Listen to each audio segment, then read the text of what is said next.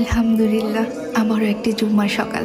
দোয়া করি আমাদের আমল যেন কবুল হয়, গুনাহ যেন মাফ হয়। জুম্মা মোবারক সবাইকে।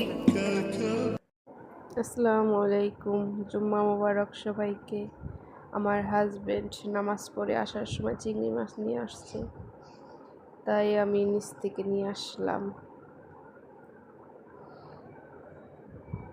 চিংড়ি মাছ তো মোটামুটি ভালোই ফিশ, মাশাআল্লাহ, মোটামুটি বড়ই।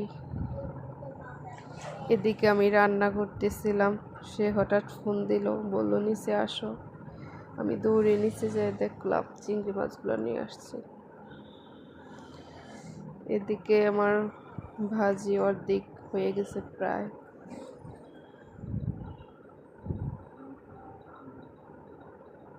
আমার রান্না শেষ, কমপ্লিট। এখন আমি চিংড়ি মাছগুলো কুটে ফেলবো।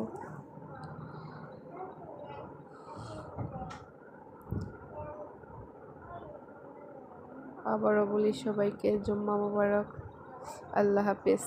আমি চিংড়িটি কুটে ফেলি, বাই।